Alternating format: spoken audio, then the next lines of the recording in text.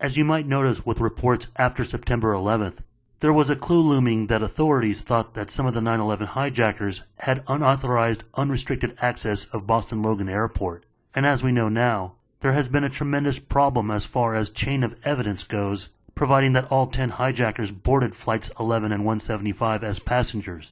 And although there are countless anomalies and investigative details alluding to cover-up regarding Mohammed Atta and Abdulaziz Al-Omari, as well as the other alleged 8 hijackers of Flights 11 and 175 at Logan, which we don't have time to make this film a focus on, as the circumstances regarding them is a subject big enough as a different film within the official scope. But unlike Jetport, Maine, where the security CCTV stop-still video confirmed that Atta and Al-Omari boarded their connecting flight to Boston Logan, you can see now as to why authorities have not released any of the security CCTV video from Logan Airport that was seized by the FBI in the immediate Dragnet investigation. Because if the truth be told, then we're actually dealing with a situation where potentially 5 airliners were targeted for hijacking out of Logan. You can imagine that there certainly would have been many Middle Eastern suspects throughout the airport and departure lounges, possibly interacting with different hijacking team members, or even some of the hijackers themselves on Flights 11 and 175 were not totally identified.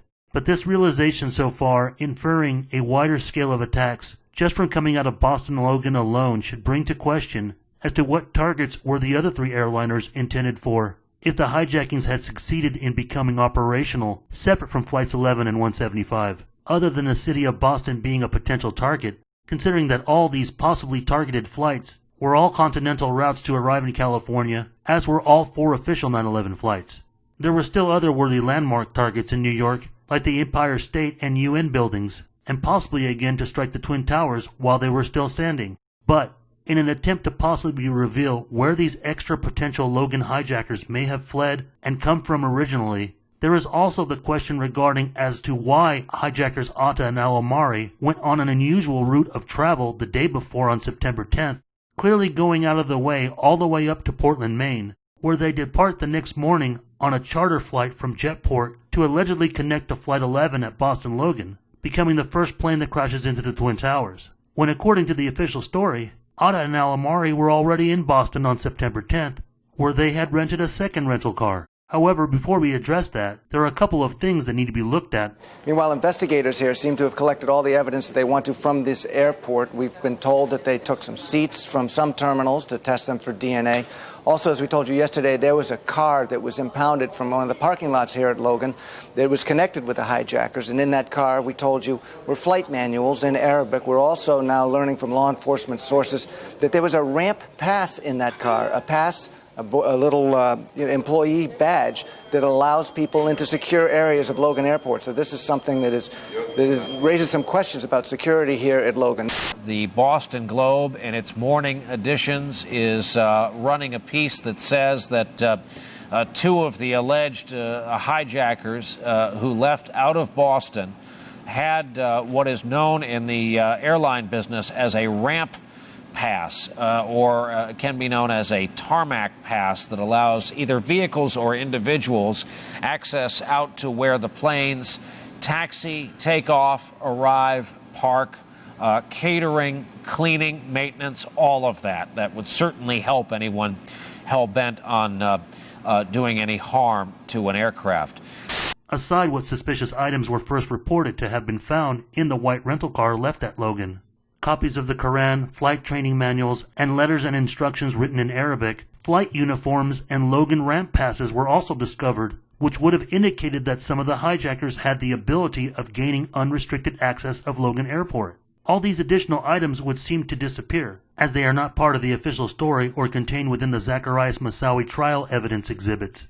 And aside for those additional items being omitted, Atta's transaction on the rental cars, with one being left at Logan, was discovered by authorities on the day of 9/11 by an early tip from a traveler who saw Middle Eastern men get into an altercation near the vehicle. As rescuers toil, another high-stakes effort is underway to find those responsible for the carnage. NBC's Chris Hansen reports investigators are making swift progress. Authorities may have identified some of the actual hijackers, and here's how they think they might have done that. Yesterday, they got a phone call from a passenger who who had left Logan and arrived at his destination. Of course, he saw on the television monitors what had happened at the World Trade Center. He called investigators to say that he had had an altercation with two men he described as being Arabic in the central parking garage near the American Airlines terminal here at Boston Logan. He described the car that they were near, which was turned out to be a rental car, a Mitsubishi sedan. Investigators arrived at the sedan, took a quick look, and they found inside that there were flight training manuals in Arabic. They were able to connect that sedan to two men who are now identified as brothers, both of whom who have passports from the United Arab Emirates, one of whom is a trained pilot.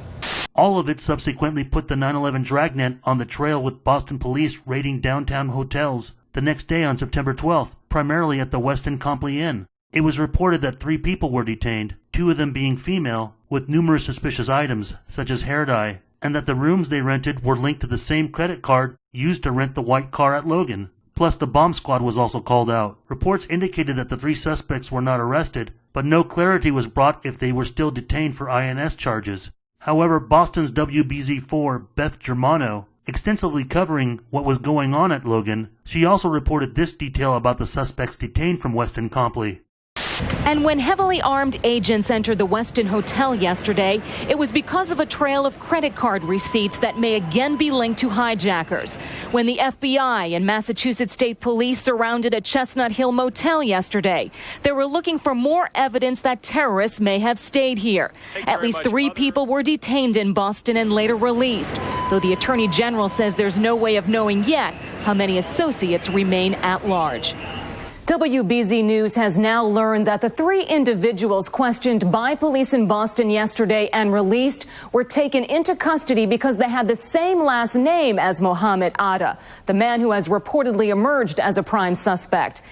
Police had also searched a Best Western outside of Boston.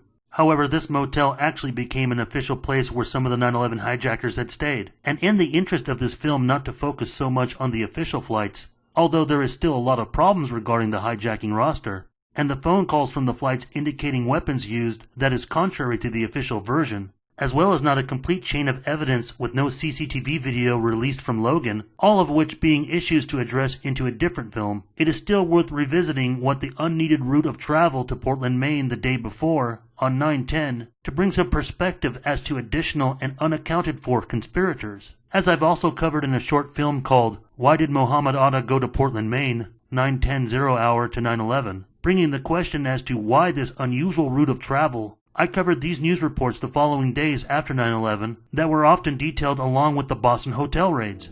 Yesterday, the police chief in Portland, Maine has told us that 5 men came across the border in Jackman, Maine.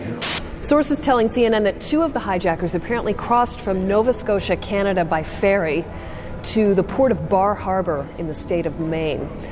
Authorities telling the CBC today that they're working in Jackman, Maine, which is a small border crossing between Nova Scotia and Maine, and also at the Yarmouth area, and they've requested the manifests of the ferry that runs from Yarmouth to Portland, Maine. Peter, there are few comments, no details. All Canadian authorities will say is yes, they are investigating. In Halifax, a car meticulously stripped and dusted. But the RCMP will not discuss the search for a Canadian connection. And another rental car belonging to other suspects was found at a jet port in Portland, Maine. And that car may be the key to all the speculation about a Canadian connection. Also today, authorities were tracking another set of 6 hijackers who were believed to have entered the country from Canada at a small border crossing in Jackman, Maine. The men are then believed to have flown into Boston on commuter flights yesterday morning.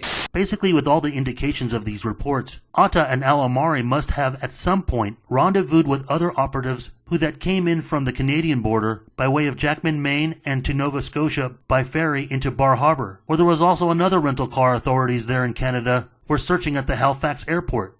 Also additionally mentioned in one of the reports, yesterday, the police chief in Portland, Maine has told us that 5 men came across the border in Jackman, Maine. They all tried to board a commuter flight out of Bangor, but there was only room for 3 of them. The 2 others went on to Portland.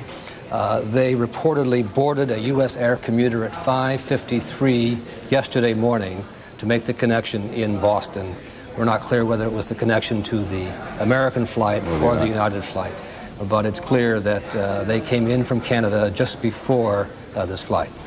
In the Associated Press, written by David Sharp on September 13th, it states not only did the FBI also sought passenger manifests from two ferries that travel between Nova Scotia and Maine, the Scotia Prince in Portland and the Cat in Bar Harbor, but it also speaks of the FBI focusing its attention on a cell phone company in Bangor, where agents interviewed employees at Unicel's corporate office on Union Street next to the Bangor airport. The vice president of Unicel stated that the FBI agents were interested in knowing more about several men who attempted to buy cell phones recently. In a New York Times article titled, "After the Attacks, the Hijackers, FBI Traces Path of 5 in New England from September 13, 2001, written by James C. McKinley Jr. and Kate Zernick, it states, federal agents questioned employees at a store in Bangor where 5 men believed to be the hijackers tried to rent or buy cell phones late last week. When the employees refused to sell the phones because the men lacked proper identification and were not Maine residents, the men displayed a large amount of cash, but the employees did not accept an offer from the men to buy phones for $3,000. The men then phoned the Bangor airport trying to get a flight to Boston but were told there was no flight that matched their desired departure time, the authorities said. The men then phoned Portland International Jetport, where 2 of them apparently made reservations for a flight to Boston on Tuesday morning. But of course none of this is confirmation that Atta and Alamari drove the rental car all the way up to Bangor, Maine on September 10th, as if they had potentially met up with additional hijacking operatives having crossed over from Canada in either direction. And it's also hard to determine if they were accompanied by anyone else additionally while in Portland, considering the limited security video that's been released of them at a bank teller and shopping in stores.